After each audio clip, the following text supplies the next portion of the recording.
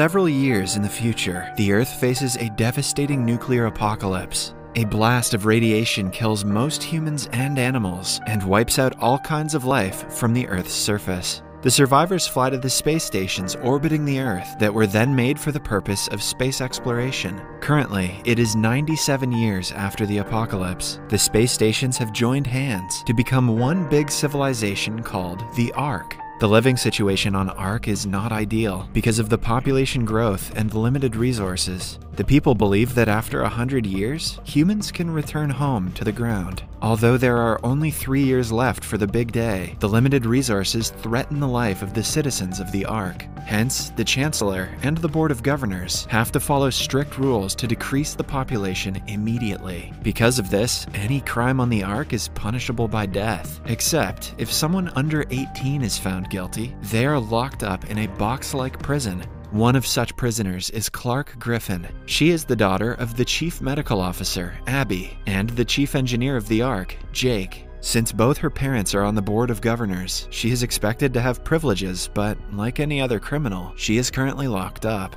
Suddenly, 2 guards barge in and make her wear a wristband. They forcefully bring her out alongside other prisoners. Abby stops them for a second to tell Clark that everything will be alright. She is about to land on the Earth. It turns out that 100 criminals from the prisons are being sent to Earth's surface to test its habitability. They could immediately die of radiation or because of the hostile climate, but the group has no choice whatsoever. On the ship, Clark meets her childhood best friend and the son of the Chancellor, Wells. He deliberately committed a small crime to board the ship to accompany her. However, Clark doesn't appreciate the gesture. It turns out that her father is dead, and it is somehow Wells' fault. As the ship lands, a video plays on the monitor of the Chancellor asking them what they should do when they land. They are tasked to make their way to the former Mount Weather Emergency Operations Center, which is filled with water and supplies enough for 300 people. The ship soon enters the Earth's atmosphere and lands with a crash. 2 people who had gotten up from their seats die instantly.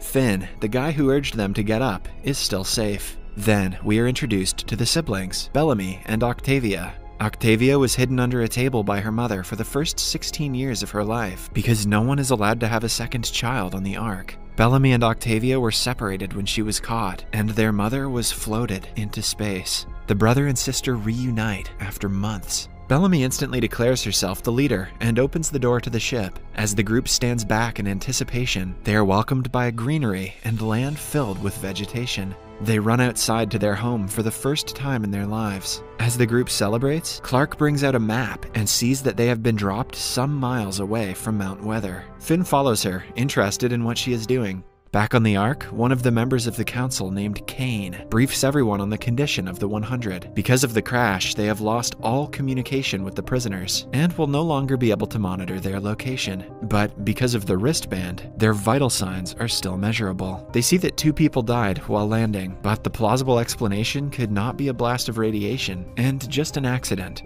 Meanwhile, things are starting to get intense on the ground. Clark and Wells want to get to Mount Weather as soon as possible, but the others do not like being ordered around. Bellamy and Octavia go against them and claim that they should go to the mountain and bring back the supplies. They want the privileged to do the work, and not the working class. Wells gets into an altercation with a guy named Murphy and hurts his leg before Finn stops the fight. Bellamy tells Octavia that he did something very bad to get on the ship. If the governors find out about it, they will never forgive him, which means they will have to make sure to survive on the ground. Clark also reveals that if they take off their wristbands, people on Ark will think they are dying and will not come looking for them. This is good news for Bellamy, since he can make everyone take off their bands and form a new civilization of his own. After that, Octavia, Finn, Clark, and 2 of their friends, Jasper and Monty, set out to look for the mountain. A few minutes later, they come across an animal and watch it in awe, only to then realize it is mutated and has 2 heads. It's cute. Meanwhile, on the Ark, Abby finds out that the Chancellor has been shot. She and her team of doctors try their best to save him and use a higher dosage of blood and anesthesia than allowed for a citizen to have. The guards find out that Bellamy is responsible for shooting the Chancellor, which explains why he doesn't want the officials coming to the ground. Kane wants to eliminate hundreds of Ark's citizens and save only the ones who are contributing to their society. That way, they can increase the expectancy of their space station to 3 years. If more people are not killed, they cannot survive more than 4 months in the current living conditions. Now that he is Deputy Chancellor, he plans to put his idea into action. Meanwhile, the group on the expedition finds a river and jumps into the water. Suddenly, Octavia is attacked by a strange fish and snake-like creature. Jasper jumps to her rescue and saves her, while the others distract the fish. At night, everyone at the camp burns their wristbands at Bellamy's order. He asserts his dominance when Wells tries to stop him. By now, he has become the leader of the 100. At night, Bellamy and his minions forcefully make Wells take his wristband off. Back on the Ark, Kane finds out that Abby used more than the legal amount of blood to save the Chancellor. Using his power as the Deputy Chancellor, he orders her to be floated for the crime. She is taken into the airlock and is seconds away from being sent to space when the Chancellor arrives and stops them. He pardons her and thanks her for saving his life. On Earth, the team reaches a river. Jasper jumps to the other side and finds an old board showing them the way to Mount Weather. But just then, someone throws a spear at him that hurts him gravely. The others run back to the camp to save their lives. Halfway to the camp, they hear Jasper scream and realize that he is still alive. When they go back to look for him, someone has already taken him away. At the camp, things get heated as Bellamy declares there are no laws or rules. Murphy goes rogue and starts a fight with Wells. They only stop when the other group arrives. Everyone is informed about the dangerous grounders who took Jasper away. They decide to be more careful, but are still adamant about removing the wristbands. The next morning, Clark, Bellamy, Wells, and Murphy go out on a rescue mission looking for Jasper. Since Bellamy has a gun, they hope to be safe from the grounders. Then, we are introduced to a zero-gravity mechanic and Finn's girlfriend, Raven. She finds out that they are not allowing people to visit their close ones in prison. Raven is young, ambitious, and not afraid of anything. When she realizes something is off about the new rule, she makes it her mission to find out what. She secretly breaks into Abby's lab, but is caught on the way. On looking at the screen with the prisoners' vitals, she registers they have been sent to Earth. She also tells a confused Abby that the 100 might be removing the wristbands. This helps Abby to present a theory in the next council meeting. At the end of the meeting, they decide to abstain from taking any decision for 10 more days and give the 100 a chance to report back. If they cannot communicate, even then, they will have to kill more people on the Ark for the others to survive. Back in camp, Octavia meets Monty. Monty is a communications expert who is working to build up connections with the Ark. He is also best friends with Jasper and hopes he will be back soon. Octavia helps him with his task, going against her brother's rule. Meanwhile, the other team continues looking for Jasper and finds a waterfall on the way. Finn and Clark seem to be getting close to each other, which makes Wells jealous. Suddenly, they find Jasper's goggles and realize he is nearby. Eventually, they find him hung from a tree, with his wound treated. Clark almost falls into a trap in front of the tree, but is saved by Bellamy. They bring Jasper down but are attacked by a wild boar just then. Wells kills it with the gun he stole from Bellamy. I liked this scene better when it was a polar bear. Finally, the group has food for the night and has rescued their friend. On the Ark, Abby asks Raven to repair an old escape pod in 9 days, planning to return to the Earth to save the others. Raven agrees, but only if she also gets to go to the Earth with her.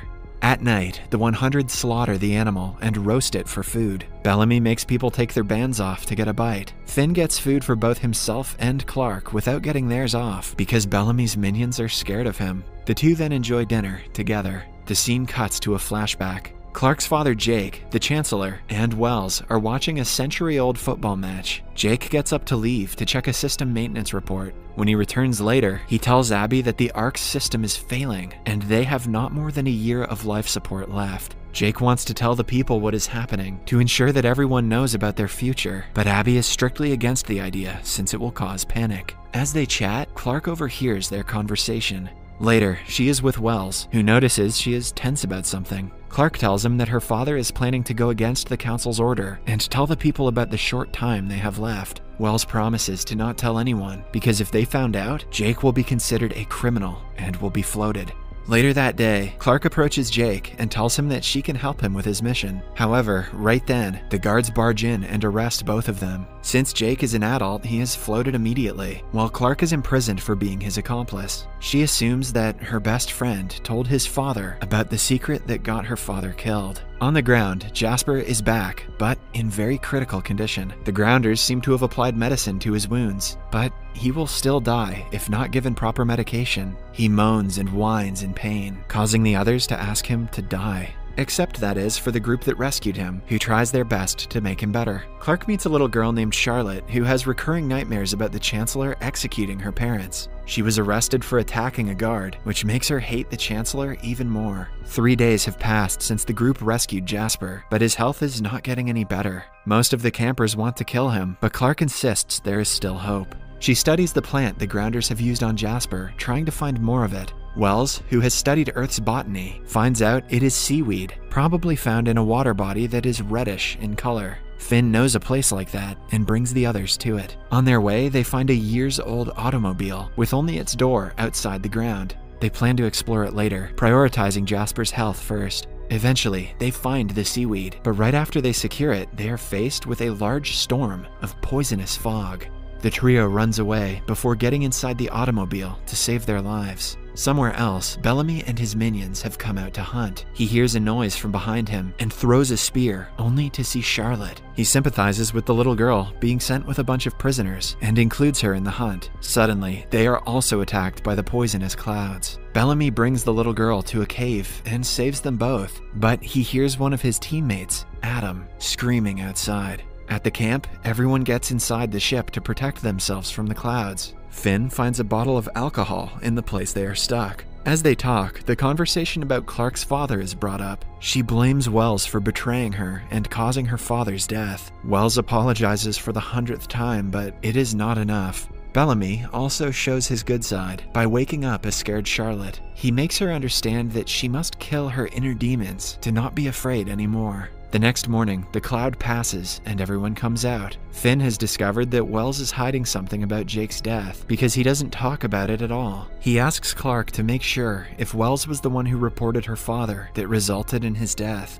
Somewhere else, Bellamy finds Adam on the ground. His body has been mutilated because of the poisonous fog. He begs Bellamy to kill him, not being able to handle the pain anymore. Clark arrives at the right time and hums a rhythm before stabbing him in the neck and ending his misery. Charlotte witnesses the incident, and it leaves a lasting impression on her. The group returns to the camp at night and immediately takes care of Jasper. After what happened in the woods, Bellamy wants to help Clark, knowing that she is a good person. A while later, Clark approaches Wells and asks him if he told his father about Jake's plan. Wells keeps quiet, which only makes Clark more nervous. She realizes it was her mother who reported her father and was the cause of his death. Wells just wanted to save her from misery and took the blame on himself. Clark apologizes and cries in his arms. Then, we see Jasper wake up, having recovered because of the medicine he was given. Everyone from the group surrounds him and jokes about the situation. As the vault fills with laughter, outside, Wells is alone.